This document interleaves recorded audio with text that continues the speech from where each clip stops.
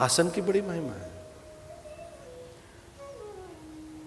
तो नारद को समझ जाना चाहिए था कि भगवान अपना ही आसन दे रहे हैं, और उस सर्पासन पर, उस शेष नाग पर तो केवल नारायण का ही अधिकार है। उस शेष शैया पर तो केवल उन्हीं का अधिकार है। दूसरा तो उसे लपेट के रखता है, और उनका नाम है महादेव।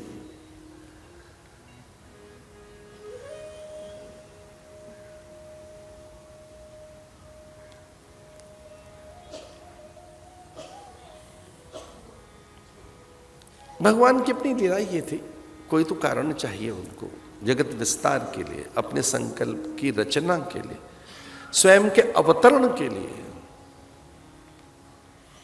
ऐसे नारद भगवान को अपनी कथा सुनाने लगे।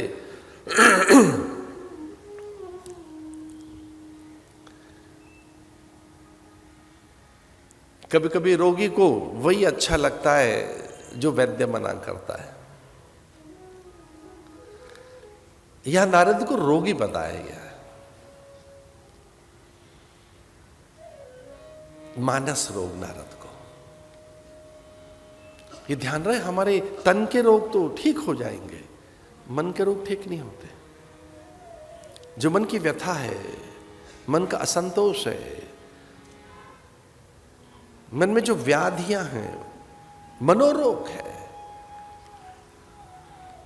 जैसे एक रोग ऐसा है जो यों ही है, हमें भविष्य को लेकर जो एंजाइटी है हमें, वो ऐसे ही है। एंजाइटी वर्तमान के लिए नहीं होती ना, वर्तमान के लिए एंजाइटी नहीं होती। एंजाइटी तो फ्यूचर के लिए है आपको। एक और ध्यान से सुनना, भय वर्तमान में नहीं होता। भय नाम की चीज वर्तमान में नहीं होती, फ्यूचर के लिए है फियर। और मनोवैज्ञानिक कहते हैं फियर दो प्रकार का है, एक तो परिचित, एक है अपरिचित। तो कभी कभी चिकित्सक, मनोचिकित्सक लिखता है कि जी आपको अननोन फियर है, स्ट्रेस है, अननोन स्ट्रेस है। ये जो एक फियर है हमको, ये कब ठीक होगा? इसके लिए शास्त्र कहता है आहार शुद्धि, सत्व शुद्धि।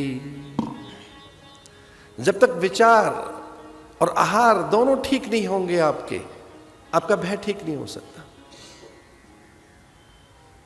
कभी नहीं। अभयम सत्व संशुद्धि। जीवन की जय तब मानी जाए जब आप में अभयता आ जाए। और ये अभयता जब आएगी, आप अभयता कब आएगी? जब आहार और विचार दोनों ठीक होंगे आपके।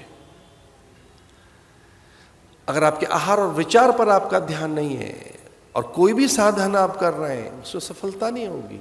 नारद अपने विचार पर ध्यान नहीं दे रहे हैं, इसे पता ना हो गया नारद का।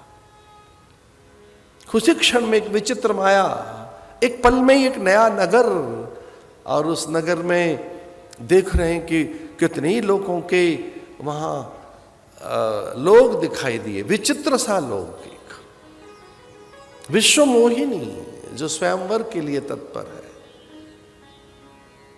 वहां के राजा ने नारद का आदर किया, गुरुदेव कहकर कहा उसने, गुरुवर मैंने इतने महान पुण्य होंगे कल्पना नहीं की थी। अनायास और ऐसे ही आपका बिना आमंत्रण के आगमन में धन्य हो गया। हमारे शास्त्रों में लिखा है आप्तकाम, पूर्ण काम, निष्काम, वीतराग, कोई योगी, यति, तपः, पूत, सन्यासी अथवा ब्रह्मचारी आपके द्वार पर भिक्षा के लिए आ जाए, घर में चला आए, शुद्ध आयतनम, ऐसा कहते हैं कि आयतन माने घर शुद्ध हो जाता है। इन सब बहुत बातों मत पढ़ना, पर सच तो यह है कि पितृ तृप्त हो जाते हैं, देव प्रसन्न हो जाते हैं। लिखा तो ऐसा ही है कि वास्तु दोष मिट जाता है सन्यासी के घर में आ जाने से, ऐसा लिखा है कि अगर सन्यासी घर चला है, ये सन्यासी माने कौन? जिसमें सम्यक कामनाओं का न्यास है, जिसकी कामनाएं न्यस्त हो गई हैं, न्यासिनः, न्यासिनः माने जो न्यासी हो गया है, न्यासी माने ट्रस्टी। अब न्यासी किसे कहेंगे? हवा न्यास है, धूप न्यास है, जो इतना निश्चल है, निर्दोष है, स्वाभाविक है, इतना सहज, इतना निसर्ग,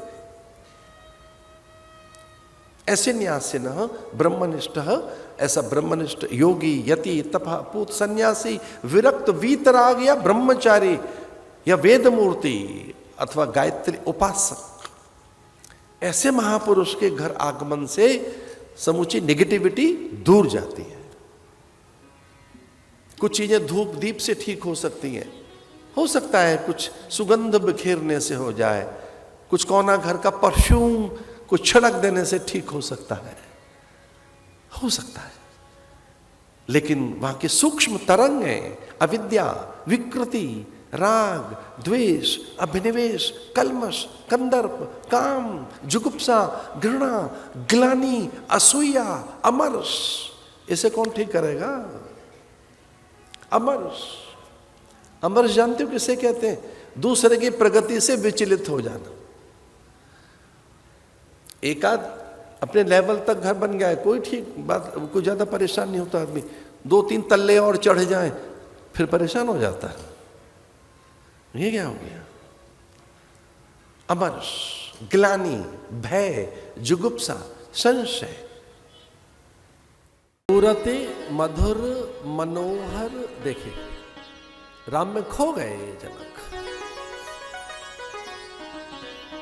उन्हें लगा जीवन धन्य हो गया, जिसे पाना था वो मिल गया, अब जीवन में पूर्णता आ गई, जीवन रस सिद्ध हो गया। अच्छा, हम आपसे एक बात कहना चाह रहे थे कि राजा जनक ने सभी राजाओं को बुलाया था, अयोध्या में खबर क्यों नहीं गई? पड़ोस में अयोध्या, तो लंका से आ सकता है रावण, और तो और वो बाली आया,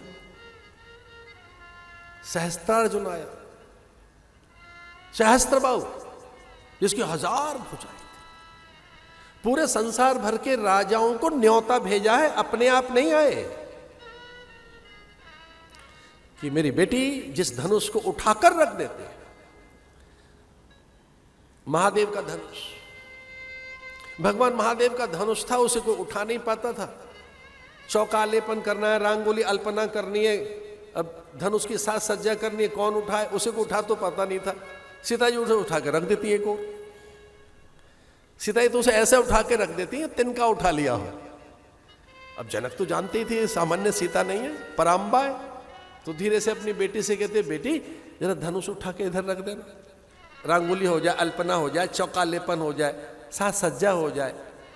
सीता जी उसे रोज इधर उधर करती रहती थी, जो टस से मस नहीं हो सकता था धनुष। अब ये प्रतिज्ञा ले ली मिथिलापति ने कि जो इस धनुष को उठा लेगा, और केवल उठा नहीं लेगा, इस पे प्रत्यंचा चढ़ाकर इस पर बाण चढ़ा लेगा, प्रत्यंचा चढ़ा देगा जो इस पर, उसको ही मेरी पुत्री जयमाल डालेगी, उसी को पुत्री विवाह में वर के रूप वर्ण करेगी और उससे विवाह करेगी। इतनी कठिन प्रतिज्ञा। तो पूछा उनकी पत्नी ने, जनक नंदिनी की मां ने पूछा, इतनी कठोर प्रतिज्ञा क्यों ले ली? तो उन्होंने कहा, इस प्रतिज्ञा की पूर्ति परमात्मा ही कर सकता है, इस बहाने से भगवान तो आएंगे घर में, नारायणी तो उठा पाएगा ऐसे, और तो किसी के बस का नहीं है। ऐसी प्रतिज्ञा ले लेता हूं कि बरबस नारायण को यहां आना होगा, नारायण ही उठा पाएंगे ऐसे। तो देखिए, सब जगह निमंत्रण गए, अयोध्या में नहीं गया। अयोध्या वालों को, भले आप चक्रवर्ती सम्राट हैं, उनका एक बार एक मंगल प्रसंग में उनका बहिष्कार कर दिया राजाओं ने कि जब सारे राजा बैठेंगे तब उस प्रसंग में आपको नहीं बुलाएंगे, उस दिन भले ही आपका आदेश का पालन करेंगे। भाई ऐसी क्या गलती हो गई उनसे? अकाल पड़ गया बड़ा भारी, जनकपुर में 12 वर्ष का अकाल, त्राहि त्राहि, पानी नहीं, जीव जंतु व्याकुल होने लगे, मरने लगे, फसल सूख गई, कूप सूख गए। सदानंद ब्राह्मण से कहा जनक जी ने, तब तक सीता जी प्रकट नहीं हुई थी, सीता जी तब तक पैदा नहीं हुई थी। सतानंद नाम के उनके गुरु ने कहा कि ऐसा हो सकता है कि कोई कच्चे घड़े में सूत काट कर, कपास से धागा, ताजा धागा बनाकर और कच्चे घड़े में उसको बांधकर आपके कूप से पानी निकालकर कुएं से और शंकर पे जल चढ़े तो ये विपत्ति दूर हो सकती है। उन्होंने कहा महाराज क्या व्रत बता रहे हैं आप, कच्चा घड़ा? बोले आप ही बनाए उस कच्चे घड़े को, मिट्टी का कच्चा घड़ा आप बनाए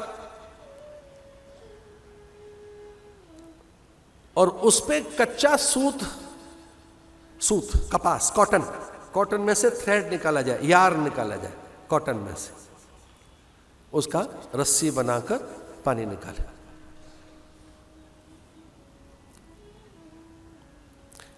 तो सीता जी की मां को लगा कि हमारा समाधान हो गया, ऐसा हो जाएगा, हम तो कर नहीं पाएंगे। सबने पूछा कि समाधान क्या हो गया?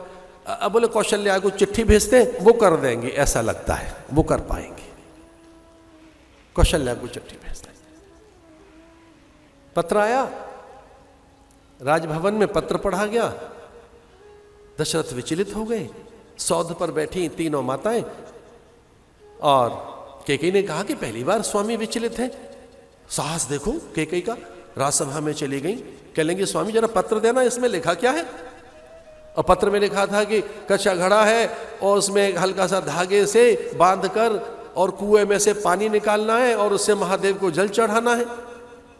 और ये कोई अयोध्या की कौशल्या ऐसा करें तो थोड़ा कैकेयी रुष्ट हो गई। यानी कैकेयी ने कहा कौशल्या क्यों करेंगी, ये मैं करूंगी ये काम, बड़ी दीदी का काम नहीं है ये, मैं जाती हूं। तो सुमित्रा ने कहा कि हमको कभी अवसर नहीं मिला कुछ करने का, हमें जाने दो।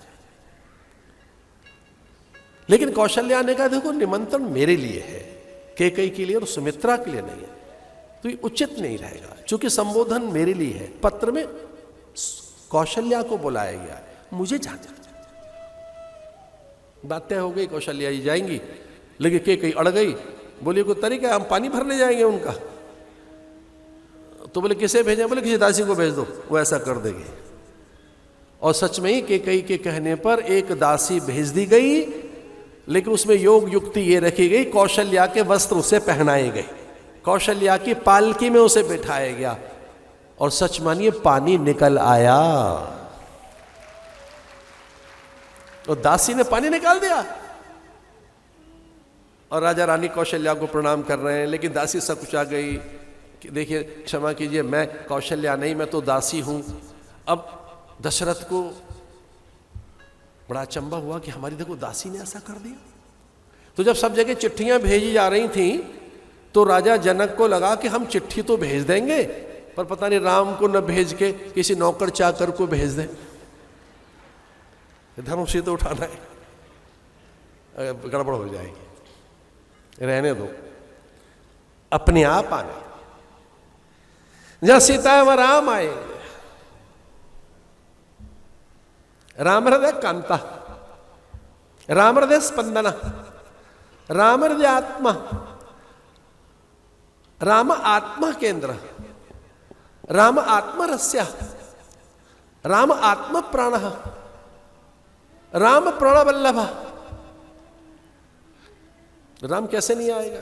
राम के प्राण सीता में, राम की आत्मा सीता है, राम का जीवन सीता है, राम का सत्य ही सीता है। बिना सीता के राम के कोई कार्य सिद्ध नहीं होंगे। और अगर हमारे पास सीता है तो भरोसा कीजिए राम अपने आप आएगा, बिना बुलाए आएगा। हम नहीं बुलाएंगे, हम तो नहीं बुलाएंगे। जब बेटी हमारे पास है तो इतनी योग्यता तो हमारे पास है ही।